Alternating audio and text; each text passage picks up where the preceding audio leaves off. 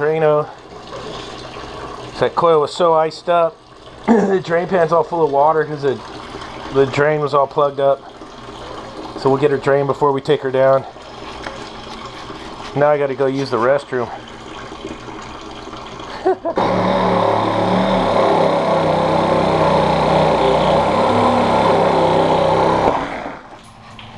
Okay, so what I'll do is I'll cut the two front ones. I'll let it hang on the back, and then I'll slide it off the back two hangers and get it down onto the shelving here. That's how I do it. Okay, there's the old coil on the ground. Wasted. That's mush burger. Okay, got the coil down. So I'm going to start by putting my junction box on the wire connector there, so it's all screwed in. I'm just going to scoot the coil down a little bit.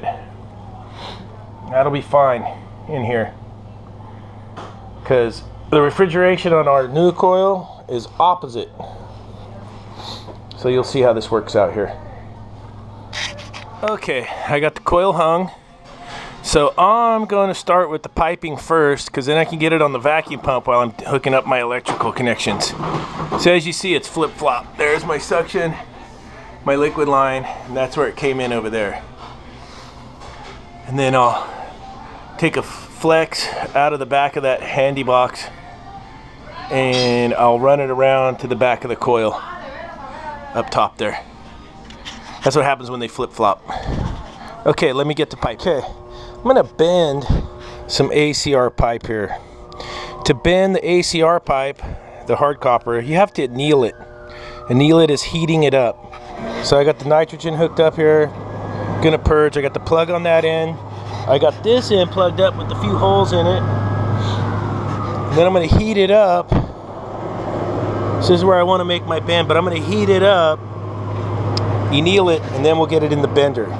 Okay, I measured over 50 inches and made my mark. Then we'll set it up in the bender and we'll bend our 90. Okay, then you just muscle it around the bender until you get your 90. And now we got our hockey stick here. Okay, got my pipe in there. That's the piece I bent. I'm gonna weld it on this side first. I have the nitrogen purging right now.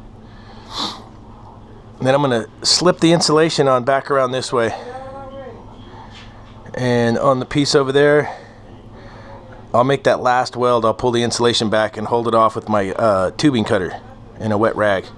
Then the insulation should slide back up there and be nice and look good. All right, let's weld it up. So I went ahead and welded up the liquid line so I don't melt the insulation welding the liquid line. Now I'm gonna slide this on. It's a solid piece. So I got it dangling down there. I'm gonna bend it around all the way down to the end. Okay, I got the pipe back in where I'm going to make my two welds on the 90. I got the insulation pushed back and held back with the tubing cutter. Then I'll just put one of my rags out of my bucket, and I'll wrap that up around here too, just to keep the insulation from getting goofy. It'll help it out a little bit.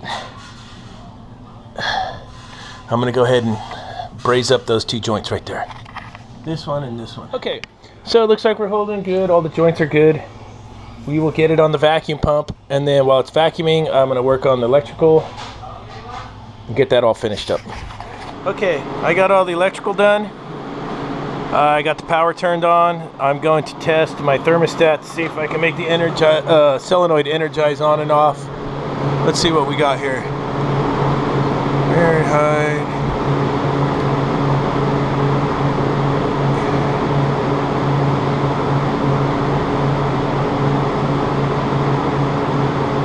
There it goes. Okay. Now I gotta plumb up the condensate drain here. That's my next move. Unit still on the vacuum pump, pulling vacuum. Okay, got the condensate done. Put like a little P-trap in it to get it over there. It's kind of what happens when you get the ones that are flip-flopped and you have to move them over. That'll work. There's my piping. I gotta connect up the expansion valve bulb. I'm still pulling a vacuum, and then we can get this thing started up. Okay, there it is, all done, up and running. It's coil change out when you got them flip-flopped. So you had to run the refrigeration lines around to the other side and the electrical around to the other side.